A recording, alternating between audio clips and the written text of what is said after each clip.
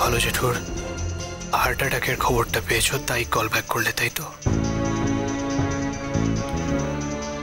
তার মানে তুমি ঘুমোচ্ছিলে না,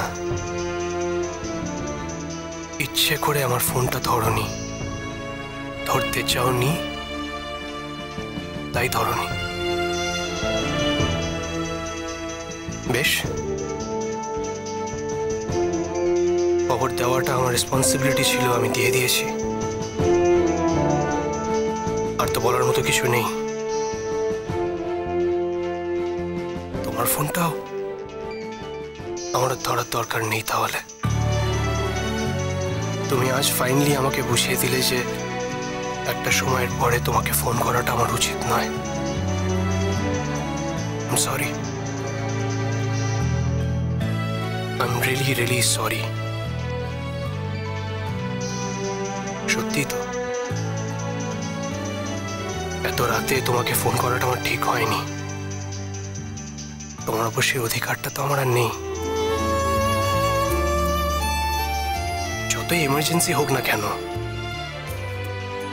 আর আমার কাছে যেটা এমার্জেন্সি, আমাদের কাছে যেটা এমার্জেন্সি, সেটা তো তোমার কাছে এখন আর এমার্জেন্সি নাও হতে পারে। আমি বোধহয় সেটা ভুলে গেছিলাম। সরি। দিদি, কি হলো? ফোন ধরছে না? এক্ষুনি তো ফোন করলো, আর এখনই ফোন ধরছে না। রিং হয়ে যাচ্ছে তো, ধরলো না তো।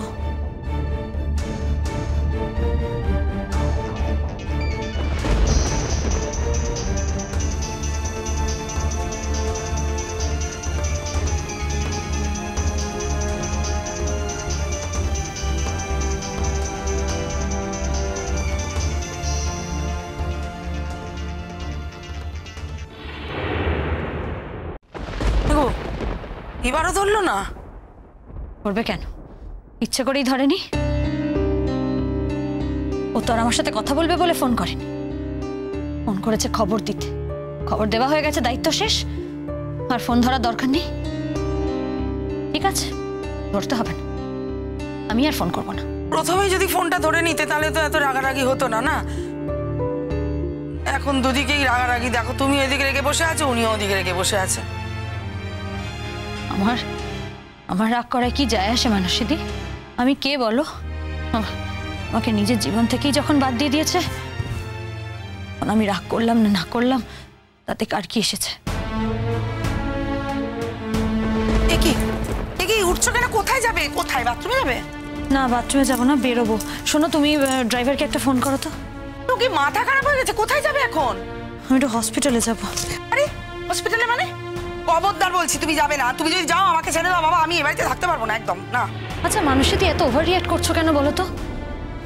তুমি জানো না ভালো জেঠু মানুষটা কতটা অসাধারণ একটা মানুষ। সেই ভালো জেঠু হার্ট অ্যাটাক করে অপারেশন হয়ে হসপিটালে পড়ে আছে। এই খবরটা শোনার পরও আমি দেখতে যাব না? আচ্ছা, এইটা কি দেখতে যাওয়ার সময়? দিদি, আমি তোমাকে রিকোয়েস্ট করছি, তুমি এখন যেও না। আচ্ছা দেখো, এখন তো মানে রাত হয়ে গেছে, বিপদ বাড়িও না। এখন ড্রাইভারকে ডাকলে সে কি এখন আসবে? গাইগুই করবে। আস্তে আস্তে 1 ঘন্টা নেবে, ততক্ষণে ভোর হয়ে যাবে বাবা। কালকে সকালে যেও। দিদি, আমার কথাটা শোনো প্লিজ। আমি রাতটা ঘুমাবো কি করে মানুষদি? কেন দিদি? তুমি তো ভালো জেঠুকে দেখোনি, তুমি জানো না। ভালো জেঠু মানুষটা সত্যিই ভালো, যথার্থ ভালো জেঠু। রুমে একটা মানুষ এত অসুস্থ, আমি না দেখতে গিয়ে থাকি কি করে বলো তো? দেখো, শ্বশুর বাড়ির সম্পর্ক তো, তোমার শুধু শরীরটাই এখানে চলে এসছে। আমার তো মনে হয় তোমার মনটা পুরো ও বাড়িতেই পড়ে রয়েছে, সারাদিন ও বাড়িতেই ঘুরে বেড়ায়। আমি চলে আসিনি মানুষদি, আমাকে চলে আসতে হয়েছিল। আমি চলে আসতে বাধ্য হয়েছিলাম। হ্যাঁ, তুমি একদম ঠিকই বলেছ। আমার মনটা দিন রাত ওই বাড়িতেই ঘোরাফেরা করে, কিন্তু তাতে কার কি বলো? সে কথা তো কেউ বোঝেনি কখনো।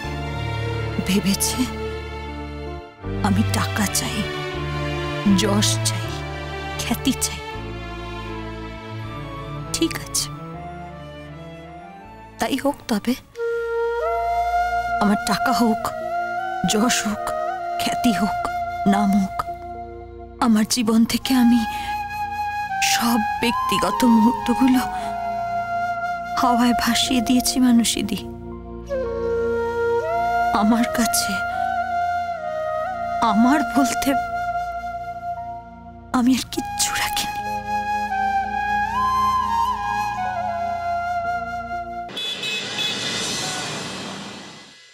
আমি জানতাম তুমি আসবে। তোমাকে বদর করলাম না তো? আমি সেভাবে কথাটা বলতে চাইনি, মানে এটা আমার জানা ছিল যে তুমি এখানে আসবে। আমি অ্যাকচুয়ালি তোমার কাছে একটা ইনফরমেশন নিতে এসেছি। হ্যাঁ বলো না। বলছি যে ও এখন জেলে, তাই তো? হ্যাঁ, ও এখন জেলে। আমার বাড়ির থেকে কিন্তু ওর বিপক্ষে কেউ কেসটা লড়বে না, মানে আমার বাড়ির থেকে কেউ কিছুই করবে না আর কি। সেটা আমি জানি, তোমার বাড়ির লোকজন সবাই খুব ভদ্র, ওর পিছনে কেউ সময় নষ্ট করবে না, সেটা আমি খুব ভালো করেই বুঝে গেছি। সেক্ষেত্রে তুমি তো কেসটা... হ্যাঁ, আমি যখন অভিযোগ করেছি, আমি যখন ব্যাপারটাকে এত দূর নিয়ে এসেছি, ইয়েস, আমাকেই ওর এগেনস্টে কেসটা লড়তে হবে। ওর পক্ষে তো লড়াই করার কেউ নেই, কেউ কেনই বা ওর পক্ষে লড়াই করবে? তুমি ঠিক কি বলতে চাইছো আমি ঠিক বুঝলাম না। না, আমি কিছুই বলতে চাইছি না, আমি জাস্ট বলছি যে ওর পক্ষে লড়াই করার কেউ নেই। সত্যি তো, কেন কেউ লড়বে ওর হয়ে? এরকম একটা জঘন্য কাজ করেছে। তুমি কি এটা আমাকে প্রশ্ন করলে, নাকি প্রশ্নের মধ্যে একটা উত্তর খোঁজার চেষ্টা করলে, নাকি এই প্রশ্নের মধ্যেই তোমার উত্তর রয়ে গেছে? দীপ, তুমি এত রহস্য করে কি বলতে চাইলে আমি কিন্তু কিছুই বুঝতে পারলাম না। আমি রহস্য করে কিছু বলিনি, আমি খুব সোজা কথায় একটা কথা বলেছি। তুমি কি এটা আমাকে প্রশ্ন করলে, নাকি প্রশ্নের মধ্যেই উত্তর রয়েছে? কোনো প্রশ্নও ছিল না, উত্তরও ছিল না, এটা জাস্ট একটা স্টেটমেন্ট ছিল দীপ। না, এটা জাস্ট একটা স্টেটমেন্ট নয়। তাহলে তুমি কি ওর হয়ে লড়াই করতে চাও? এই লড়াইটাতে যেও না পিকলু, এই লড়াইটায় তুমি জিততে পারবে না। আমি জানি পিকলু, আমি জীবনে অনেক ভালোবাসা দেখেছি, কিন্তু এরকম একটা অসম ভালোবাসা আমি আমার জীবনে দেখিনি। না না, এটা ভালোবাসা না। ভালোবাসা হতে যাবে কেন? এরকম একটা মেয়েকে কি ভালোবাসা যায়? আমি জাস্ট ভাবছিলাম, মানে বললাম আর কি। ওই মেয়েটার পৃথিবীতে আর কেউ নেই, কেউ ওকে সাপোর্ট করে না, সবাই ওর এগেনস্টে চলে গেছে, ওর বাবাও ওর এগেনস্টে চলে গেছে। তাই কি তুমি ওর পক্ষে থাকতে চাইছো? আচ্ছা দীপ, আমি ওর পক্ষে থাকতে যাব কেন? মানে ও তো আমাকে বিট্রে করেছে, তাই না? অথচ তুমি সবসময় ওর পক্ষে থাকতে চাও। আমি ওর পক্ষে থাকতে চাই না। তুমি ওকে ভালোবাসো পিকলু, তুমি তিতিকে ভালোবাসো পিকলু। আচ্ছা, ভালোবাসা কি মুখের কথা নাকি? অতই সোজা? দেখো, তুমি মুখে এই কথাগুলো বলছো ঠিকই, ফেয়ার এনাফ, কিন্তু তোমার মন সেই কথা কিন্তু বলে না। তা না হলে তুমি এখানে ছুটে আসতে না। আমি এখানে একটা কারণেই এসেছি দীপ। অদ্রিজার সঙ্গে কিছুদিন হলে আমি সংসার করেছি, একসঙ্গে ছিলাম আমরা দুজনে, তাই আমাকে জানতে হবে যে ওর পরিণতিটা কি হলো। আর ও আমাদের পরিবারে যথেষ্ট ক্ষতি করেছে, সেদিক থেকে আমার একটা কৌতূহল থেকে যায়। দেখো, শুধুমাত্র সেই কৌতূহলের জন্য তুমি কিন্তু এখানে আসোনি। আমি সেই কৌতূহলের জন্যই এসেছি দীপ।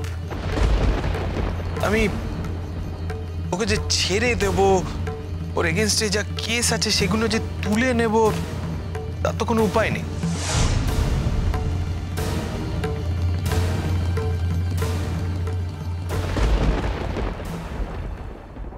শোনো ছোট, আমি পরিষ্কার বুঝে গেছি যে ও থাকবে না। যে যাওয়ার সে যাবেই, তাকে ধরে রাখা যাবে না। ভাইয়া আমি দিদি ভাই, আমি জানি তুই নিশ্চয়ই আবার এখান থেকে চলে যাওয়া নিয়ে কিছু একটা বলতে যাচ্ছিলি,